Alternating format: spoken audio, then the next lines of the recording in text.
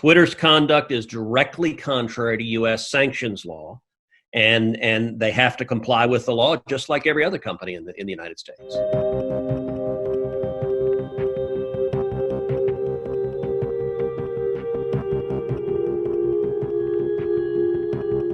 Federal law has for some time prohibited any U.S. company from working with the totalitarian government in Iran and assisting them or facilitating their endeavors in any way.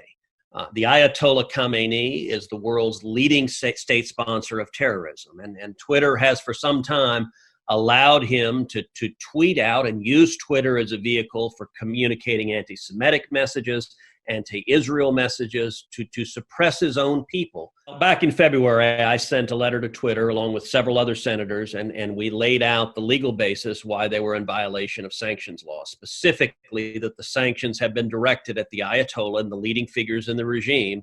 And under the terms of the law, once the sanctions are directed at those individuals, the general exception that Twitter's relying on doesn't apply. It doesn't apply once the Ayatollah himself was directly sanctioned. Twitter's response to that is they sent a letter that essentially said, well, their company's policy was to do otherwise, and so they weren't going to comply with the U.S. law. And so this morning I sent a letter to the United States Attorney General and to the Department of Treasury asking that they open a criminal investigation because Twitter has stated its intention to continue violating U.S. sanctions law. The purpose of sanctions law is to change conduct, of U.S. companies and to prevent them from facilitating tyrannical regimes and regimes that are anti-America and enemies of America. And Twitter needs to comply with the law just like everybody else. Twitter faces potentially both civil penalties and criminal penalties. Violating Iran sanctions is an extraordinarily perilous thing for any American company to do. And I got to say, Twitter's behavior here is really brazen. They are more than happy to facilitate the Ayatollah Khamenei's anti-Semitic tweets, their attacks on Israel. And there's an arrogance to their saying they will not comply with U.S. law, and yet simultaneously, they are trying to censor and silence the President of the United States. There's something deeply messed up about the way Twitter thinks the rules don't apply to them. And Jack Dorsey, the owner of Twitter, apparently believes that as a Silicon Valley billionaire, he gets to decide who can speak and who can't speak. That's not right. And at least as it concerns Iran, it's contrary to federal law.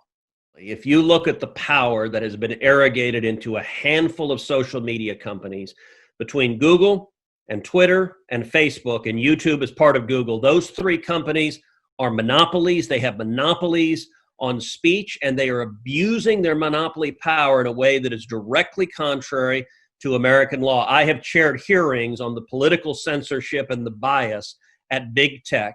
And I have urged for 3.5 years now the administration to step forward and use every tool we have available to stop their political censorship. That includes the antitrust laws. And I'm very glad that as part of the announcements yesterday from the administration, antitrust investigations, and I hope prosecutions will follow. That also includes ending the special immunity from liability that big tech enjoys that nobody else gets. The reason Congress gave them that immunity from liability, it's in a section of law called Section 230 of the Communications Decency Act. The reason Congress gave them that immunity from liability is that Congress believed they would be neutral public fora. In other words, they would let people speak and they wouldn't put a thumb on the scale and favor one speaker over another. Unfortunately, big tech has abandoned that pretense. They're now openly, deliberately, blatantly censoring speakers and silencing free speech. And if they're going to do that, there's no reason on earth they should get a special immunity from liability that nobody else gets in the United States.